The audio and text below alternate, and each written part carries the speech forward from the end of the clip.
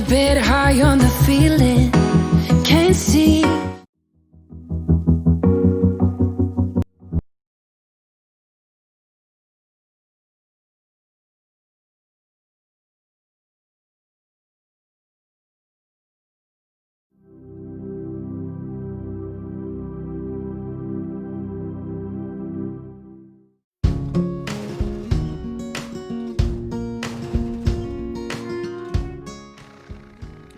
Well, hi guys, good morning. So today we are not in school because it is Martin Luther King Jr. Day. So I thought I would come on today, since I was off, to talk a little bit about teacher goals. So one thing, the number one thing is that I want to make sure that I am being more organized this year in 2021. As a teacher, your goal is always to be student focused, to make sure that your students are getting the best education that you can give them. So you try to do everything that you can to make sure that happens. And as a teacher, this is my third year in teaching, but I feel like there's things that I still want to do because, I'm brand new pretty much. I mean, I'm not a first year teacher, but I'm still pretty new because I taught at one school for 2 years and now I'm at another school. So this is my first year at another school that I'm in, and I'm actually teaching 3 different classes than I've taught before. So with teaching these 3 classes that I haven't taught before, it is a little bit of a struggle trying to make sure I have everything planned out, because anything that I do, I want to do it to the best of my ability, and I want to make sure I do a good job on it. I may struggle sometimes in the beginning, but I constantly work at things to try to get better. So I'm hoping, one goal is that next year I'll have all of my classes planned out and things will work, smoother. But you never know, because right now we are in the year of COVID-19 and we don't know what to expect.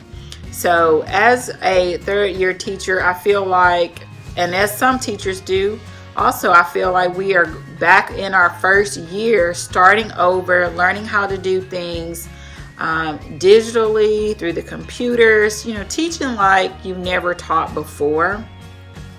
So I mentioned my number one goal is to get organized, and I want to make sure that I'm getting organized not just for me, but for my students. And I've started kind of writing out when I introduce a new lesson. I have these folders and I'll put my worksheets or any little paperwork I have to go along with that lesson in that folder. And as I go, I label it. So like right now we're on the body system. So I'll label body systems, and I may even break it up into separate folders and put which body systems we're on at that time. So that's one thing I want to do. My second goal, I want to make sure that I'm doing better in my content area, because, I said I have four preps. Okay, so as I said, with the 4 preps, I just want to make sure that I'm getting good content for my students and that I'm learning the material, because I have one subject that I've taught for 3 years. The other subjects I have not taught before, so I'm ending up doing a little bit more work, trying to make sure I get good content and enough stuff for my kids to know and understand. So that's been a little bit of a struggle to have 4 different preps. But as I mentioned before, I always try to strive for better, because I want to get good at being a teacher. Even though this is my 3rd year, I know I have a lot more room to grow, and I want to be able to say that I've achieved and I've accomplished, being the best teacher that I can be. Okay, so my 3rd goal is for grading. Grading is sometimes a struggle because with 4 preps, and I'm trying to figure out which classes should I grade first, which ones do I need to grade? Can I hold off on some grading? And I think this week I'm going to try to do one subject per day. So like Mondays, I'm thinking to do my health science classes. I have 2 of those. Then Tuesday, my rehab class. Thursday, my medical therapeutics class. And then Friday, did I skip a day? Monday, Tuesday, Wednesday. So with the grading, I did skip a day. So Monday, grading for health science. Tuesday, grading for rehab. Wednesday, medical therapeutics. Thursday, my clinical internship class. And hopefully that will take care of my grading to help me get grading done more. Friday, I'm trying not to do a lot of grading on Friday. Grading sometimes is a challenge because you want to give your kids things to do, make sure they're learning, help them along the way. And sometimes I feel like I'm giving too much work. So I have tried to back off on giving so much work that I have to grade. Because for some reason, students feel like if you don't give them a grade for it and they ask you, hey, is this for a grade? And if you say no, they feel like they don't need to do it.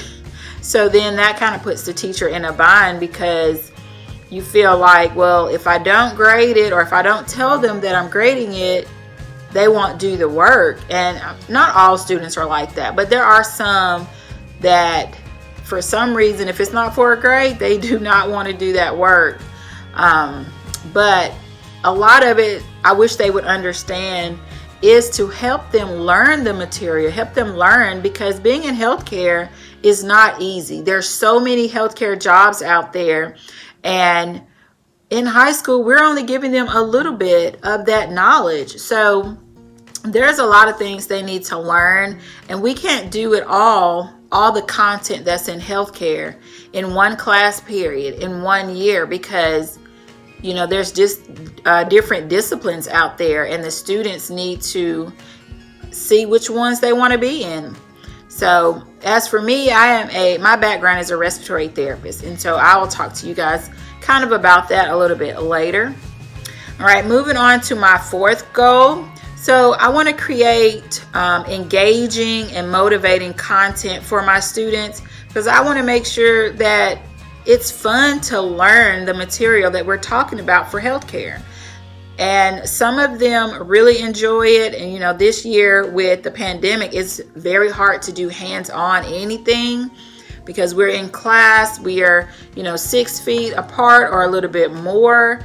And then we have our masks on, and we're just trying to make sure we do our part to, protect ourselves. And it's sometimes difficult because students want to do more. And as a teacher, you want to do more for your students. But when you're in a pandemic, it's kind of hard to figure out, exactly what to do, what types of hands-on, can you do. And then my last goal that I want to do for 2021 is to read more. So it's kind of a personal goal and a teacher goal, because I want to read more. And I want my students to read more. So I plan to read at least 3 books before 2021 is over. And I know a lot of people may be saying, well, that's 3 books. Like, I read 3 books in, a month or less. But for me, I wasn't always a reader, especially in high school. I didn't read at all. I wish I had. And hopefully I can inspire my students to want to read more as well. So now that, I'm an adult and I am out of college, I want to read more. I want to learn more. And I'm constantly trying to be a learner. So I want to instill that in my students. One book that we may get to, hopefully, or maybe another, is Gifted Hands by Ben Carson. It's a good book to read based on healthcare.